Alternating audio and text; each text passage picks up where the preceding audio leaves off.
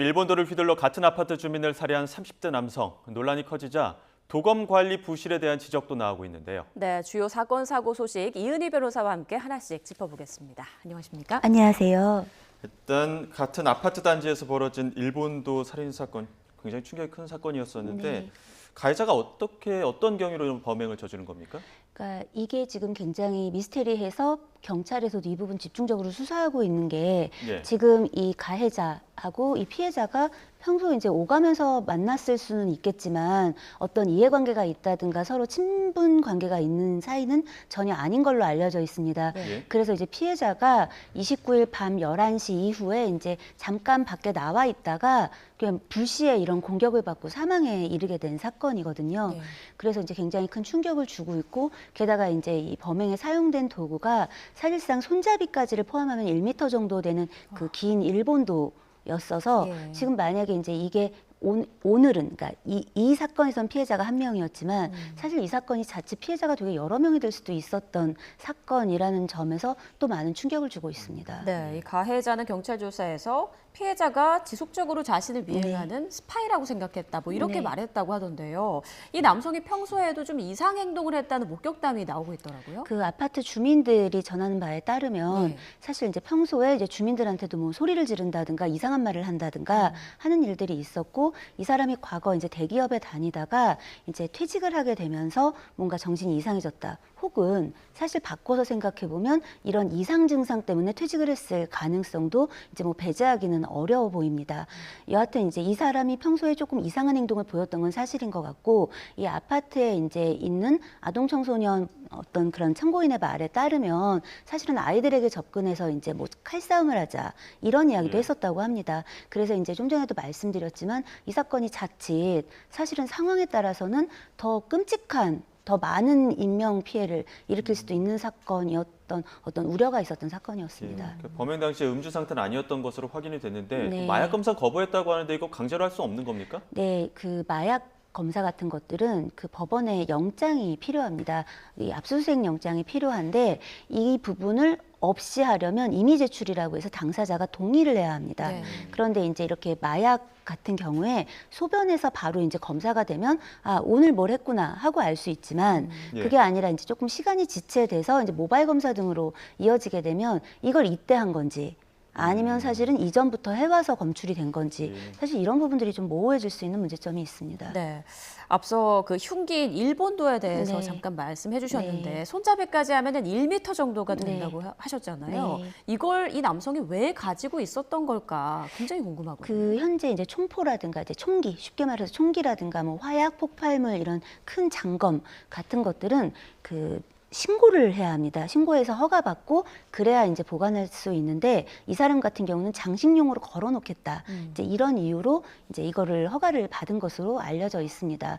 그런데 사실은 이제 일본도가 심심치 않게 2021년에도, 2023년에도 그리고 올해에도 이렇게 이제 지금 사망 사건으로 이어지고 있는 중이라 좀 더 면밀한 관리가 좀 요구되고 있는 상황입니다. 예. 자, 저희가 지금 속보가 들어온 내용이 있어서 속보 그 자막과 함께 다시 한번 좀 전해드리겠습니다. 지금 아내를 살해한 뒤에 교통사고로 숨진 것으로 꾸며서 거액의 사망보험금을 탄핵을 한 혐의로 기소된 육군 부사관이 징역 35년을 확정받았습니다. 네, 대법원은 오늘 살인과 시체 손괴, 또 보험 사기 방지 특별법 위반 혐의로 기소된 48살의 허모 원사에게 징역 35년을 선고한 원심 판결을 확정했습니다. 허 씨는 지난해 3월 강원 동해시 자택에서 아내를 목졸라서 살해하고 차량 조수석에 태우고 가다가 벽을 들이받는 등 위장 교통 사망 사고를 낸 혐의로 기소가 된 바가 있죠. 예, 또 아내 사망보험금 명목으로 4억 7천만 원을 타내려고 시도한 혐의들도 있는데요. 저희가 지금 변호사와 함께 이야기를 나누고 있는데 이 관련된 내용도 한번 좀 짚어보도록 하겠습니다. 자, 저희가 지금 일본도 살해 사건 이야기하고 있었는데 이 부분 조금만 더 짚고 지금 네네. 속보로 전해드린 내용 다시 이어가겠습니다. 일본도를 왜 이렇게 1m면은 성인이 팔을 이렇게 크게 맞습니다. 벌릴 정도의 길이인 네, 건데 네. 이런 것들을 버젓이 또 들고 다녔다는 거 아닙니까? 이런 미리 좀 사전에 방지할 수 있는 대책들은 없었는지 이 관리 체계가 왜 이렇게 허술한 겁니까? 지금 이제 총포 같은 경우에는 그래도 1년에 한 번씩 전수조사 같은 것들을 합니다. 예. 그런데 이제 아무래도 석궁이라든가 이제 이런 그 도검이라고 불리는 이런 것들은 좀 더 그동안 관리가 좀 덜 되었던 부분이 있고요. 특히 이제 정신 이상이 있다든가 이제 뭐 마약 뭐 이제 이런 복용을 한 적이 있다든가 뭐 심신미약, 심신상실 같은 것들이 있는 경우에는 사실 허가를 내주지는 않습니다. 그런데 총포와 달리 이제 도검 같은 경우는 운전면허증을 이제 제출하는 것으로 이런 어떤 정신감정 뭐 이제 이력이 있느냐 같은 부분들을 좀 지나갑니다. 그러니까 이런 것들을 자료로 받아서 면밀히 검토하는 게 아니라 이 운전면허증 같은 것들로 대체해서 이제 이 사람이 별 문제가 없다, 뭐 이제 뭐 그동안의 전과 이력이 없다라고 하면은 보통 허가를 해주고 있는데 이에 대해서는 조금 더 관리가 필요해 보이고요. 그러나 예. 우리가 이 사건에서 이제 이 사건이 나고 나서 일제히 언론에서는 이 총포라든가 이런 이 도검 관리에 예. 대해서 이야기를 하지만 그것이 좀 더 본질적이라기보다는 정신이 좀 이상해져 있는 이제 정신병증이 있는 사람들에 대한 관리가 우리 사회가 얼마나 허술한지 같은 것들을 좀 같이 들여다보아야 하지 않겠나. 네. 왜냐하면 아무리 관리를 하더라도 사실 엄밀히 얘기하면 지금 관리법만이 문제가 아니라 온라인상에서 이런 것들을 또 막 판매를 하고 있거든요. 예. 그래서 이런 불법적인 것들도 함께 들여다보는 그런 계기가 됐으면 하는 바람이 있습니다. 만약 가해자에 대해서 정신 네. 감정을 했을 때 네. 뭔가 이상이 발견되면 감형이 될 수 있는 거 아닌가요? 심신미약이 이제 인정되게 되면은 감형에 굉장히 큰 요소가 됩니다. 그래서 이제 전에 왜 분당 쪽에서 최원종 씨 이제 무차별하게 이제 사람을 죽인 그 분도 계속 조현병 주장을 하는데 이제 물론 받아들여지지는 않았지만 그런 주장을 계속 하는 이유가 실은 이게 이제 감형에는 굉장히 크게 작용하기 때문입니다. 예. 자, 주제를 조금 바꿔서요. 제가 앞서 속보로 한번 전해드렸던 그 육군 부사관 네. 아내를 살해한 뒤에 위장한 혐의로 재판에 넘겨졌는데 1심, 2심과 마찬가지로 지금 대법원 결론도 징역 35년 확정됐습니다. 어떤 네. 일이 있었던 거죠?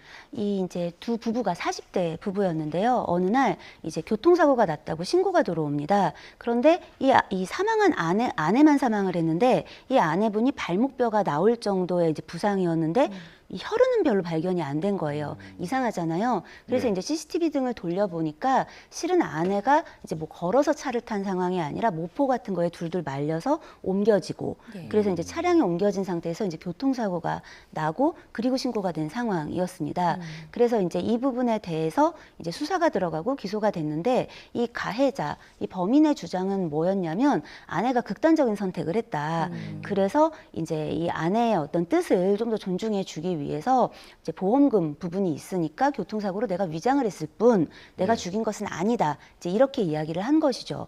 그런데 이제 이런 부분들은 좀 받아들여지기가 어려웠던 게 예. 사실은 이제 극단적 선택을 했다라고 하면은 보통 이제 부검을 하게 되면은 여러 가지 흔적이 나타나게 됩니다. 이 경부압박 질식이라고 불리는데 예를 들어 목을 만약에 이제 뭐 맸다라고 하면 여기에 이 흔적이 남아요. 그런데 이 아내 그 몸에서는 그런 것들이 발견되지 않습니다. 그러니까 이제 이 부분을 극단적 선택으로 보기가 어려웠고 게다가 동기가 없어요. 유서도 없었고 예. 그런데 반면에 남편은 3억 원에 가까운 빚이 있었어요. 그 당시에. 예. 그리고 이제 이 보험금으로 5억 원 가까운 돈을 청구를 하게 되는 거죠. 그래서 이제 이 사건이 이제 이런 부분에서 이 아내가 이미 극단적 선택을 했는데 다만 이 사체를 훼손했을 뿐이다라는 거는 받아들여지지가 않은 이제 그런 상황이었고 마지막까지 대법원에서도 그런 부분들이 다퉈졌던 것으로 보입니다. 네, 군 검찰은 징역 30년을 구형했는데 1심, 2심 그리고 대법원까지 35년을 네. 선고했단 말이죠. 이 네. 부분에 대해서는 좀 어떻게 봐야 될까요? 그 법원이 굉장히 괘씸하게 이제 보았다. 쉽게 얘기하면. 왜냐하면 이 사건이 단순하게 아내를 살해하는 것에 끝나는 게 아니라 이 아내를 죽인 것을 위장해서 이제 보험금을 타내기 위한 어떤 목적도 그랬지만 이런 부분들을 은폐하기 위한 정황이라든가 게다가 계속해서 반성하지 않았고 이제 이런 점들을 종합적으로 보았을 때 죄질이 상당히 나쁘다. 사회에 미치는 영향도 굉장히 나쁘다라고 평가를 했던 것으로 보입니다. 네. 사실 기존에 아내를 살해하면서 교통사고를 이제 가장해서 죽이는 것으로 의심되는 사실 사건들이 좀 있었어요. 그런데 그동안 그게 무죄가 대법원에서 나온 경우들도 있었습니다. 왜냐하면 이제 이 경우는 시신을 옮겨서 이제 교통사고를 위장했지만 만약에 이제 이제 이 차량 안에서 사망한 것으로 이제 추정되는 경우에는 이게 정말 사고인 것인지 살해인 것인지가 좀 모호해지다 보니까 사실 대법원쯤 가가지고 뒤집어지는 일들이 있었거든요. 네. 그래서 이제 사실 저도 이 사건을 좀 조마조마한 마음으로 보고 있었는데 예. 그런 면에서 되게 다행인 판결이라고 생각이 듭니다. 그래서 저희가 지금 여러 가지 지금 사건 사고 소식을 전하고 있는데 마지막 주제 또 짚어보겠습니다.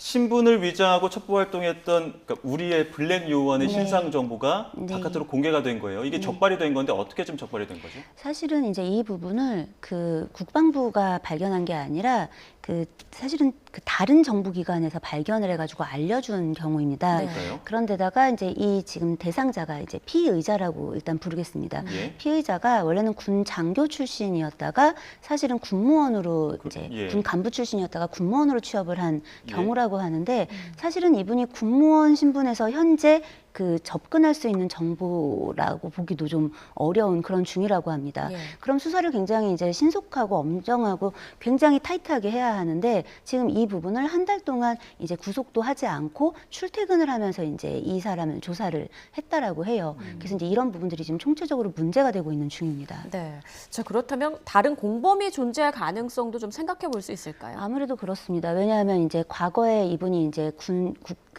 정보사령부에 이제 있으면서 정보를 좀 이제 미리 다운로드 받았을 수도 있겠지만 그렇다고 하더라도 이 정보 접근에는 한계가 있었을 것이기 예. 때문에 이걸 과연 혼자 한 것이겠느냐라는 부분 때문에 어떻게 이거를 확보했느냐 이 부분에 대한 수사가 반드시 필요한데 지금 현재 이 피의자는 지금 나는 이걸 해킹당한 것이다라는 주장을 하고 있고 예. 다만 해킹 가능성은 없는 것 같다라는 게 이제 수사기관의 입장입니다. 그러니까요. 그 군사 기밀 자료가 개인 네. PC로 들어간 것도 이상한 거고 그 네. 개인 PC에서 해킹을 당할 수 있는 건지도 좀 의아한 부분들이 있는 것 같아요. 애초에 개인 노트북에 그게 이렇게 저장이 돼야 될 일이 없고 그렇게 되는 것 자체가 문제인 예. 것이고요. 게다가 이제 이게 유출된 경위를 보면은 출력을 하기도 하고 예. 이 정보를 혹은 이거를 파일 형태로 전송하기도 했다고 합니다. 그렇기 때문에 이것을 해킹으로 주장하는 것에는 무리가 있다라고 보고 있다고 합니다. 근데 네. 어제 구속됐잖아요. 네. 그 지금 입건된 지 한 달 넘게 좀 조사 이루어지지 않고 구속이 네. 한 달 동안 이제 한 달 만에 된다라는 거는 그간에 또 어떤 일이 벌어질지 모르는 거 아닙니까? 사실 그런 부분이 굉장히 있고 이제 증거를 인멸할 우려도 있고요. 사실은 굉장히 엄하게 처벌되는 게 우려되니까 도주할 우려도 충분히 있어 보이고요. 게다가 추가 범죄도 있어 보이고 추가 범죄가 일어날 수도 있는 것이고요. 그럼에도 불구하고 이렇게 늦장 지연된 것에는 사실은 좀 이런 것들을 쉬쉬하고 싶어했던 어떤 수사 주체에 이제 이해관계에 문제가 있을 것이고 그 외에도 이분이 이제 뭐 평판이 나쁘지 않았다고 하는데 서로의 어떤 이상한 인적 이해관계가 좀 개입된 것은 아닌지 이런 부분들도 좀 조사될 필요가 있어 보입니다. 네, 그럼 이 구속된 군무원이 어떤 처벌을 받게 될지도 궁금한데요. 이 네. 간첩죄 적용은 어렵다고 하더라고요. 왜냐하면 굉장히 이 방송을 보고 계신 많은 시청자분들께서는 간첩 아니냐라고 생각하실 거고 이분이 한 행위의 본질을 보면 일종의 간첩 행위에 해당이 되죠. 그런데 현재 우리나라의 그 간첩죄는 그 적을 북한으로만 규정을 하고 있습니다. 네. 그러니까 예를 들어 이게 일본, 뭐 중국 혹은 기타 다른 나라들 뭐 이제 그렇게 경유해서 나가게 되는 경우에 그 중간 경로가 북한과 관련이 되어 있다라는 게